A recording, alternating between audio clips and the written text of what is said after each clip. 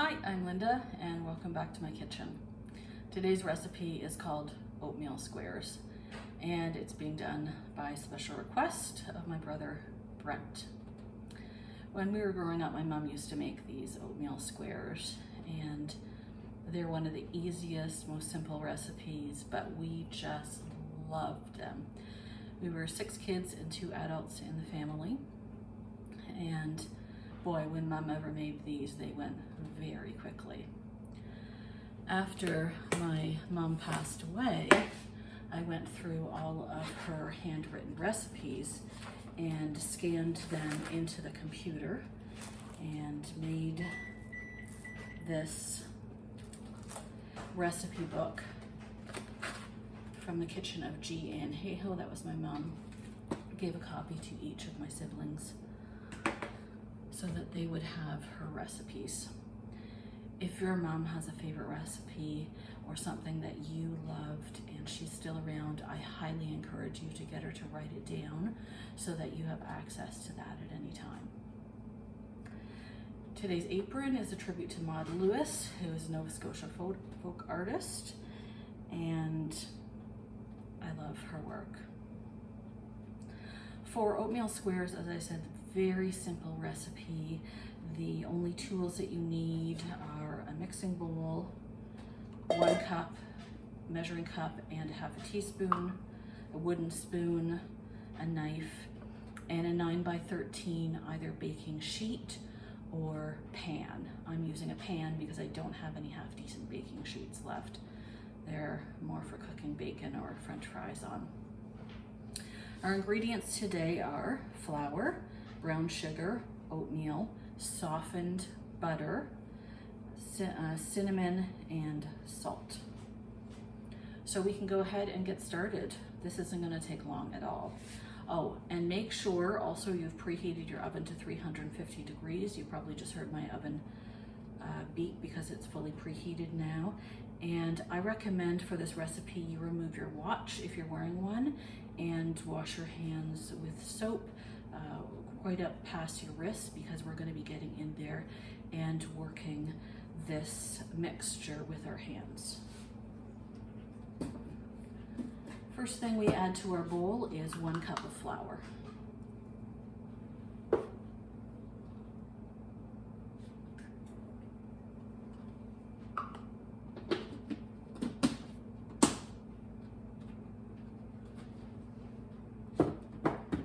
Next is 1 cup of brown sugar.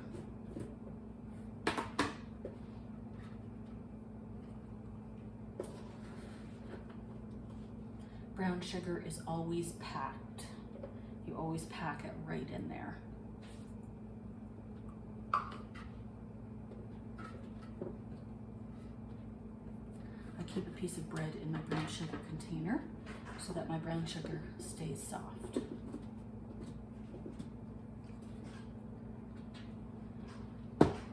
Two cups of oatmeal.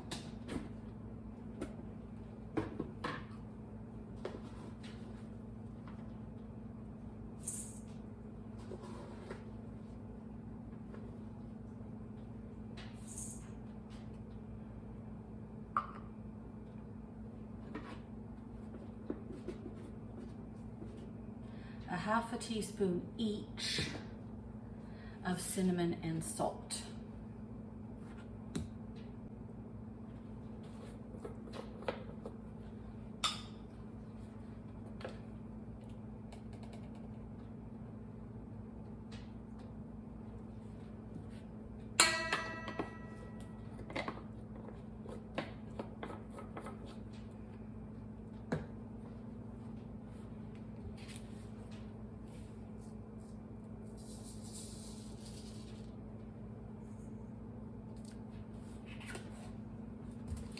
Now those are the dry ingredients. I'm just gonna go ahead and mix them briefly with my wooden spoon.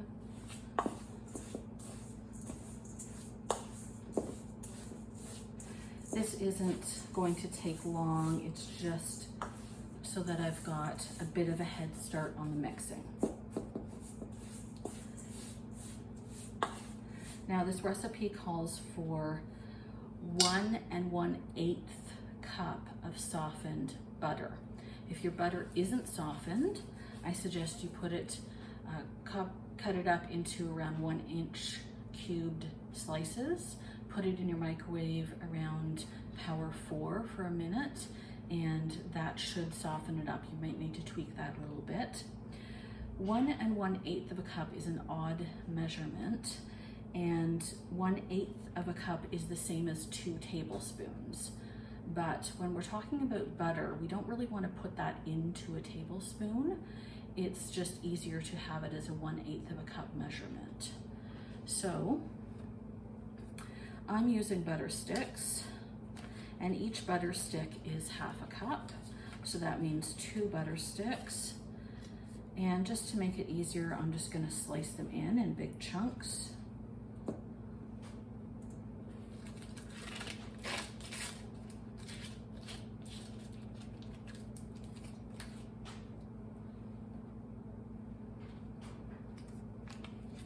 Now, because these are 1/2 a cup each, then 1/4 of a cup is going to be 1/2 of a butter stick, and 1/8 of a cup is going to be 1/4 of a butter stick. So it just makes it simple. My mom always used margarine, I think because it was softer and cheaper. I always use butter in my recipes because I think it tastes better. So I've got my 1 cup, and these are partially used butter sticks. I'm just going to take 1/4 of one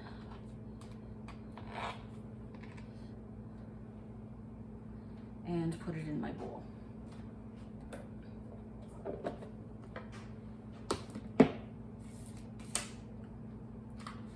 Great, now all that's left to do now is to mix this mixture together with my hands, and I kind of like the feel of it. It's pretty cool. Now, if you're a younger person doing this, you have to be careful not to lick your fingers while you're doing this, because nobody really wants to eat something that you've licked your fingers with and gone back to it. And you don't want to eat something that someone else has licked their fingers and gone back to it. This mixture does taste really good raw, and you're probably going to want to lick your fingers at the end, but you're going to have to control yourself until you're finished. You're basically mixing this until it's completely mixed together and you don't have any big hunks of butter left. Won't take you more than 1.5 minutes to 2 minutes. You'll know it's done when you could almost make it into a ball. This is what mine looks like, and I'm going to go ahead and put it in my 9x13 pan. And I'm going to spread it out and pack it in.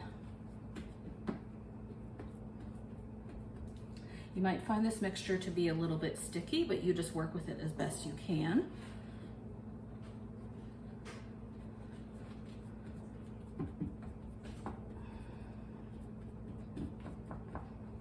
These squares are kind of like just eating apple crisp topping. And for some of us, let's face it, that's our favorite part of apple crisp. Okay, once you've got it spread out evenly throughout the pan and packed down, then this goes straight into the oven. And my recipe says to cook it for 10 minutes. When we were younger, we always loved these a little bit raw. So I'm going to check them at 8 minutes. When you want to take them out of the oven is when they are just barely starting to get brown. They don't look like they are ready. They look like they still need to cook longer, but trust me, if you take them out when they're just starting to get brown, that's when they're really going to be at their best. So I'll show you what they look like when they're done. It has been 8 minutes and I just took these out of the oven. I think another 2 minutes would be good for them, so I'm going to go ahead and put them back in. But I suggest that you follow what's best for your oven and that you keep a close eye on them. Okay, this is 2 minutes more, which is the full 10 minutes. And I don't know if you can tell from the video or not, but these are cooked all around the edges and still don't look fully cooked in the middle. But for my preference, I'm going to go ahead and take them out now because I know they're going to cook a little more, and I do prefer these, like I did when I was growing up, just slightly underdone. And you can do whatever your preference is. Thanks so much for watching, and if you enjoy my videos, please feel free to subscribe to my channel and share with your friends. Thank you very much.